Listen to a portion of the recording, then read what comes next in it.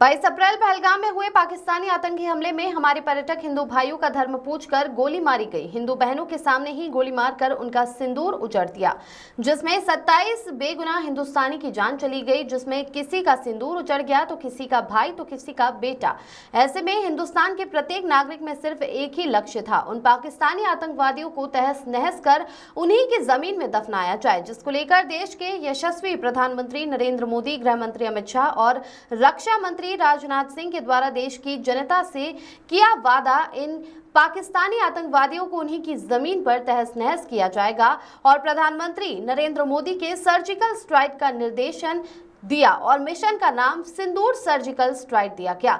और 15 दिनों के बाद मंगलवार देर रात देश की सेना के द्वारा पाकिस्तान आतंकवादी एरिया में घुसकर उन्हीं की जमीन पर तहस नहस कर दिया और पाकिस्तान को बता दिया कि अब हिंदुस्तान पीछे हटने वाला नहीं, बचे हुए आतंकवाद को भी तहस नहस किया जाएगा। जैसे ही सर्जिकल स्ट्राइक सिंदूर की खबर भारत के नागरिकों को लगी, हर एक हिंदुस्तानी दिल में खुशी की लहर दौड़ पड़ी, जिसको लेकर इंदौर के तेजाजी नगर चौराहे पर संजय अग्रवाल मित्र हिंदू फेडरेशन के द्वारा हाथों में तिरंगा लिए भारत माता की जय के नारे लगाते हुए मिठाई वितरण कर इंदौर शहर की तमाम जनता को बधाई दी गई। इस अवसर पर हिंदू फेडरेशन बड़ी संख्या में मौजूद थे और देश की सेना और भारत सरकार का आभार व्यक्त किया। यशवंत पवार की रिपोर्ट। देश के लिए बड़ी उपलब्धि है, क्या कहना चाहेंगे? आज भारतीय सेना ने सिंदूर के द्वारा भारत माता पर जो पाकिस्तान द्वारा आक्रमण करा गया था 22 अप्रैल को, उसका बदला लिया गया है। पाकिस्तानी ठिकानों पे हमला करके जो 22 अप्रैल पे उन्होंने कहा था, उसका आज बदला लिया गया है। और भारतीय जनमानस की जो भावना है, उसके अनुरूप आज भारतीय सेना ने उनका बदला ले चुके हैं।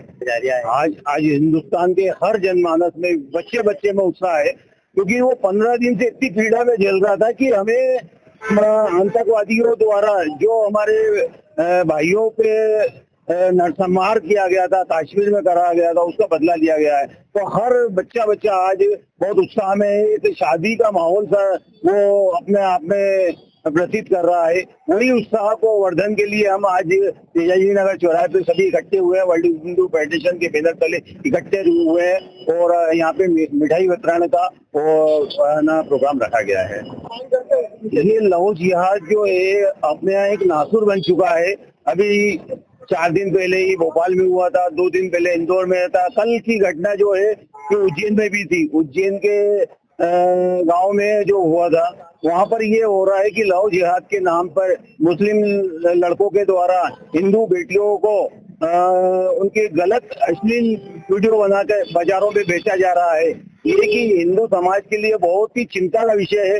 इसके लिए हर हिंदू युवक को, युवती को सोचना पड़ेगा और अपनी बच्चियों पे विशेष तरह से ध्यान देना पड़ेगा कि उनकी बच्चियां लव जिहाद में नहीं फंसे।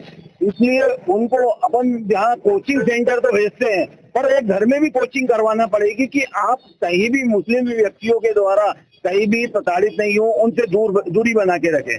इस प्रशासन से ये मांग करेंगे कि हमारे यहाँ जैसे